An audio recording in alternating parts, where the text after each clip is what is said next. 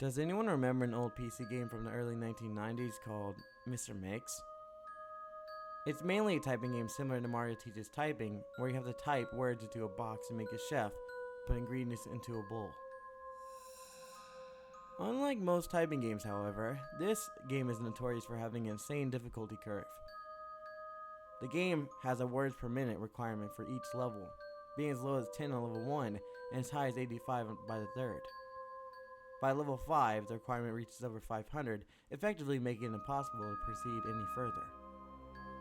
One of the main things that people noticed about this game immediately was the background music. The music on the first level was an unsettling pattern of growls that got progressively louder as the level went on, often causing damage to early computer speakers that were not designed to handle extremely high volumes of sound. The second level had no music at all, and the third had what sounded like an extremely low quality recording of a hairdryer playing in the background. The remaining two levels had extremely loud high-pitched ringing throughout the level that caused severe eardrum damage to those who managed to get that far. Another rather disturbing aspect of the game was the design of Mr.Mix himself. He was a large, round-faced, overweight man with large beady eyes and red spots on his cheeks. Most children who played this game report to have vivid nightmares of Mr. Mix speaking to them in a quiet, raspy voice and threatening to keep quiet about something. However, none of them could remember exactly what that was. One psychologist who saw many of these children reported being disturbed by the sheer amount of terror on the faces of the children as they recounted the details of the nightmare. Many of the children broke down into tears in the process, begging for their parents to save them.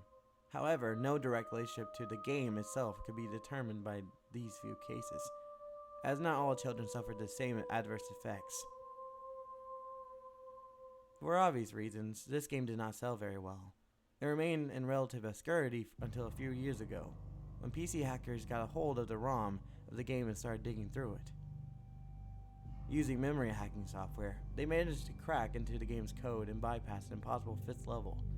What they found, however, was extremely disturbing and caused many of them to quit the expedition altogether.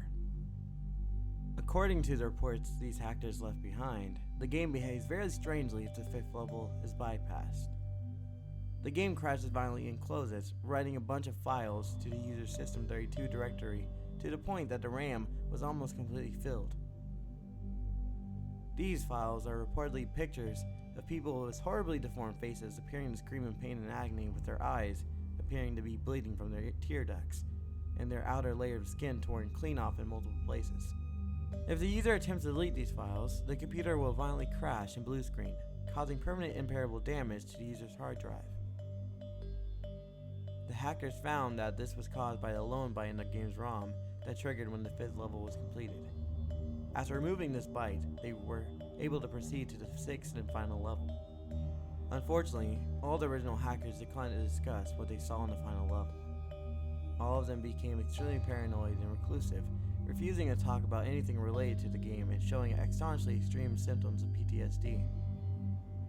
Most of them ceased to be able to form coherent sentences within a week. Within a month, all of them went missing.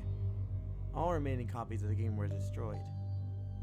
To this day, no one knows what was in that game that caused them so much psychological damage. Maybe it's better that way.